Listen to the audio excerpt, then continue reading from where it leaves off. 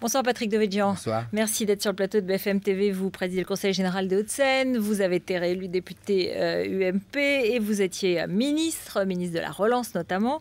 On va parler de l'avenir de l'UMP, on va parler des projets du gouvernement, mais franchement les Hauts-de-Seine, c'est plus que jamais Dallas.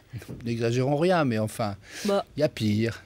Pire, par exemple. D'autres départements. Bon, en tout cas, on n'en parle. Pas faire la morale. Mais on en parle beaucoup. Oui, et on en parle encore ce soir, puisque la Cour des comptes s'interroge sur des voyages que vous auriez faits, alors que vous étiez président de l'EHPAD et en même temps ministre de la Relance, des voyages un peu dispendieux sur lesquels vous dites finalement, ce n'est pas moi qui ai demandé de faire autant de dépenses, elles auraient dû être remboursées par le ministère de la Relance, ça n'a pas été fait. Alors c'est quoi? C'est un nouvel épisode de cette guerre qui se livre dans ce département? C'est le temps des boules puantes, comme vous le savez. Et ça, c'est une misérable petite calomnie qui, comme par hasard d'ailleurs, sort le jour où est publié dans la presse un rapport mettant en cause de manière très circonstanciée, la gestion du directeur général de l'EHPAD actuel. Voilà.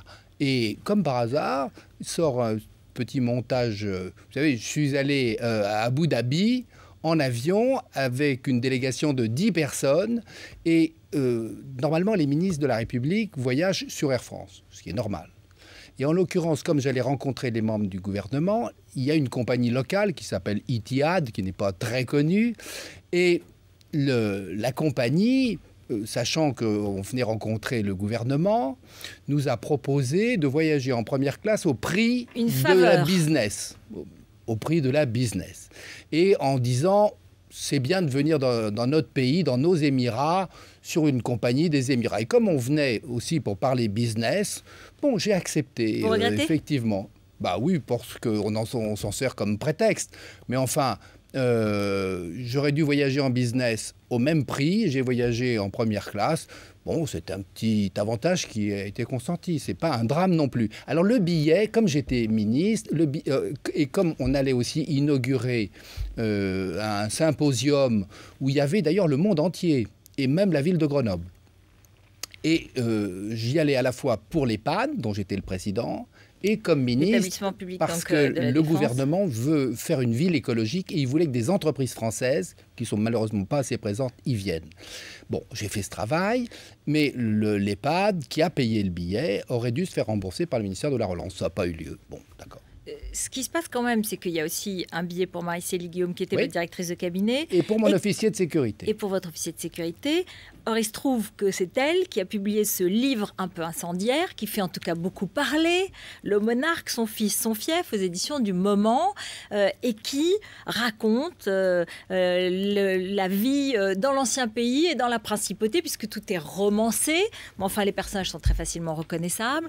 Et vous êtes là-dedans, l'Arménien, et qui lui est décrit notamment de façon très très laudative. On est élu pour servir, l'argent est dur à gagner pour le contribuable, chaque euro dépensé doit être utile, oui.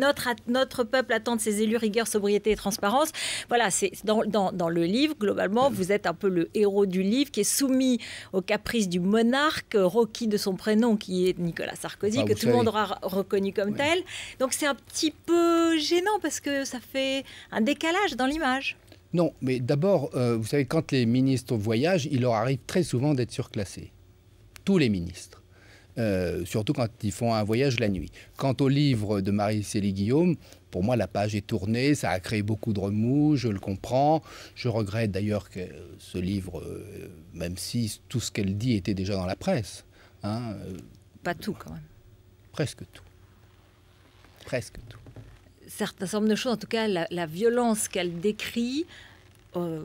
précisément, avec des scènes précises et de l'intérieur, c'est un brûlot. C'est une manière de dénoncer une sorte de système. C'est pour ça qu'elle ne reste pas au Conseil général des Hauts-de-Seine, parce qu'évidemment, le dialogue avec les élus du département est devenu plus difficile. Mais quand même, ce livre, vous l'avez lu avant sa publication, non, vous l'avez autorisé. Je l'ai pas lu avant sa publication, mais je savais ce qu'elle faisait, elle me l'avait dit.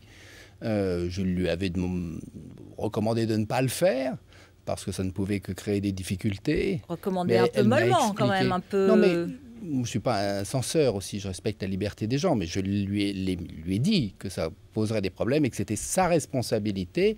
Et elle m'a expliqué que pour elle, c'était thérapeutique parce qu'elle avait beaucoup souffert de la situation, ce que j'ai compris aussi. Ce que vous dites, c'est qu'en fait, ce qu'il y a dans le livre est vrai, cette violence est vraie, et dans le fond, elle dit un peu ce que vous auriez aimé dire.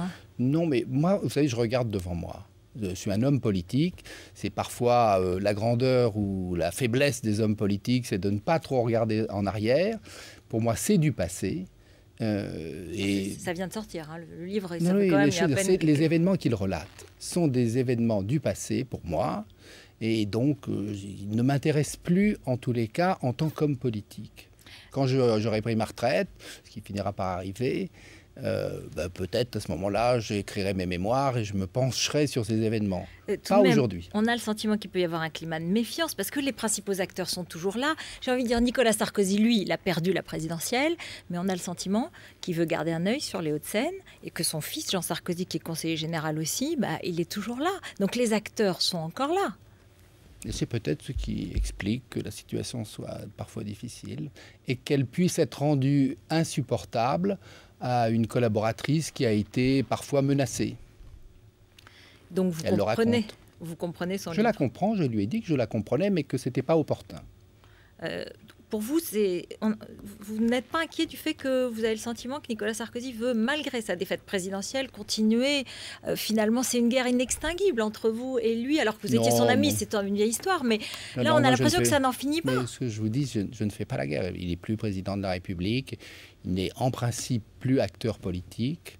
En tous les cas, il le redeviendra peut-être, mais aujourd'hui, il ne l'est pas. Et donc, moi, je n'ai pas de conflit avec lui. Et vous pensez pouvoir rester président du Conseil général sans problème, avec une majorité qui a quand même quelques états d'âme, parce qu'ils sont cités dans le livre, ils sont un peu épinglés. Oui, puis surtout qu'on les a un peu suscités parfois. Donc, pour vous...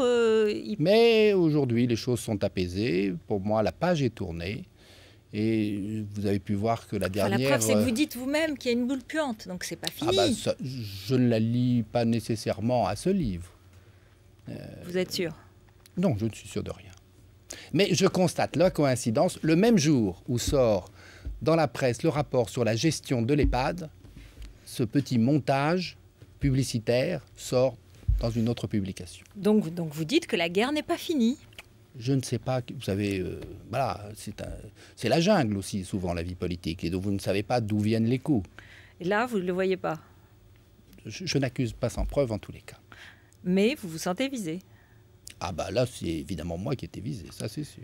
Mais vous regrettez quand même un petit peu que tout ce qui a été déclenché, est-ce que c'était vraiment utile, du coup, ce livre après? Ça, vous demanderez à l'auteur, parce que moi, je ne suis pas l'auteur de ce livre et je le regrette.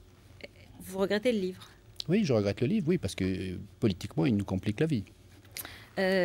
Vous dites, Nicolas Sarkozy va peut-être revenir en politique, il va peut-être... Rien, je ne peux jurer de rien. Vous êtes un des seuls qui, dans le fond, n'a pas vraiment cru à ces grandes déclarations sur son retrait de la vie politique. Vous pensez profondément qu'il ne peut pas se passer de la politique, non? Vous le connaissez depuis longtemps. Ah oui, il peut aussi démontrer le contraire. Hein. Je ne lis pas dans le mar de café, mais je sais qu'il a vécu toute sa vie pour la politique. Mais enfin, il peut arriver un moment où on s'arrête. Donc vous croyez qu'il peut s'arrêter? Je ne sais pas. Je ne jurerai de rien. Pourquoi est-ce qu'il a perdu? Pourquoi il a perdu?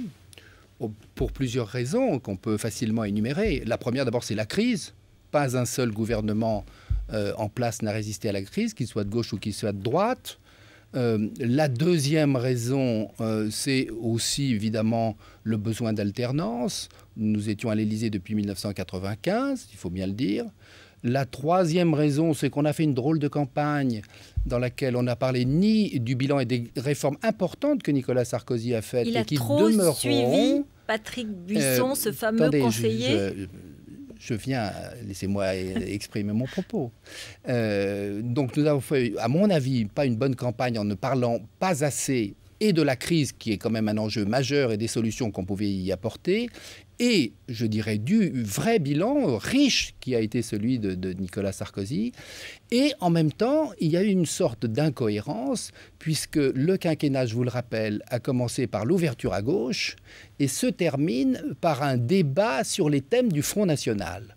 Le débat commence d'ailleurs, enfin le quinquennat avait commencé avant par Nicolas Sarkozy qui avait fondé le Conseil français du culte musulman. Et il se termine par un débat sur la viande halal. Bon, comprennent qu'il pourra quand même la cohérence dans tout cela. Soyez clair, vous déplorez clairement, vous avez le sentiment, vous dites, je préférais quand il disait qu'il était français de s'en mêler. Oui, mais ça m'avait beaucoup plu. Et pour cause, parce que c'est mon cas. Mais oui, et puis je pensais que ça correspondait à la réalité de la France. Quand il a dit « je suis un petit français au sang mêlé », c'était très beau et ça correspondait à quelque chose de très profond dans ce qui est la réalité de notre pays aujourd'hui. Mais quoi, il a trahi en quelque sorte son propre idéal ou quelque chose qui... Non, je ne prononcerai pas des mots aussi définitifs. Il a changé, voilà. Il a été sous influence ?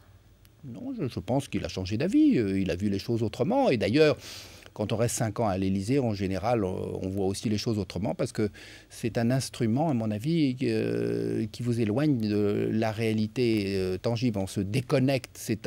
L'Élysée, c'est un peu hors sol aussi. Mais vous avez entendu ce qu'a dit Nathalie Kosciusko-Morizet sur Patrick Buisson, qui, dans le fond, que vous connaissez, son conseiller qui a appartenu à l'extrême droite. Je n'étais pas favorable à cette ligne. Oui, si vous me demandez cela, si c'est ça votre question, je n'étais pas favorable à cette ligne. Mais est-ce que vous avez le sentiment qu'il a voulu d'abord faire passer ses idées, et les idées de Maurras, comme l'a dit Nathalie Kosciusko-Morizet, au-delà même de celles de Nicolas Sarkozy en lui-même ?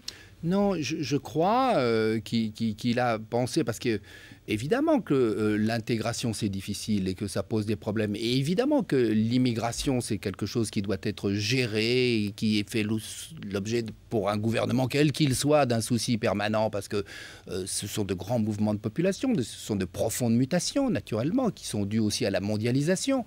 Alors il a cru que c'était une réponse à apporter. Je veux dire, tout le discours sur la protection, voilà. Moi, le discours de Grenoble, pour moi, c'est l'inverse du petit français au sang mêlé. Sur les Roms.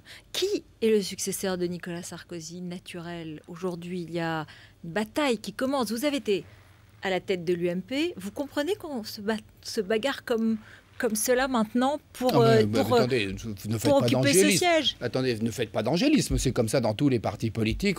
On se bat pour le pouvoir, on se bat pour être président de la République, on se bat pour contronler l'appareil du parti. Alors, qui est le successeur de Nicolas Sarkozy? Mais je ne sais pas d'ailleurs si Nicolas Sarkozy a un successeur, et je ne sais pas si lui-même pense avoir un successeur.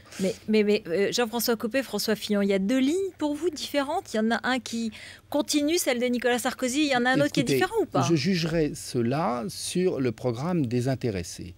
Moi, je pense une chose, par exemple, c'est que la droite doit définir son projet de société, et ce projet de société doit être différent, facilement d'ailleurs différent de celui de la gauche, qui finalement est très arc-bouté sur le contrôle social, de plus en plus, qui grignote tous les jours un petit peu plus nos libertés, mais qui est une espèce de mouvement inhérent à la société.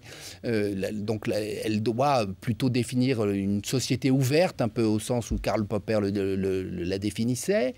Et, bon, j'ai le sentiment que ce n'est pas très grand public, Karl Popper, mais peu importe, la droite doit définir son projet de société. Et dans ce projet de société, l'UMP doit elle-même définir comment elle veut se démocratiser. Et je pense, par exemple, et pour moi, ça sera important comme critère de jugement, je pense que notre prochain candidat à la présidence de la République doit être désigné par une primaire ouverte, surtout ouverte, comme les socialistes. Et non pas comme les Américains. D'accord, enfin comme les socialistes en France l'ont fait. Comme les socialistes français l'ont copié sur les États-Unis. Voilà, pour rappeler juste les un mot, vous parliez d'immigration vous voyez que ça soit le résultat d'un processus interne qui est toujours très télécommandé. Mais ça, c'est pour 2016, pour oui, 2017. Mais tout le monde a ça dans la tête. Alors, laissons les portes et les fenêtres ouvertes aujourd'hui. Ne commençons pas à claquemurer la maison. Juste un mot, parce que vous parliez d'immigration et d'étrangers. Jean-Louis Borloo, aujourd'hui, a dit le droit de vote des étrangers, pourquoi pas?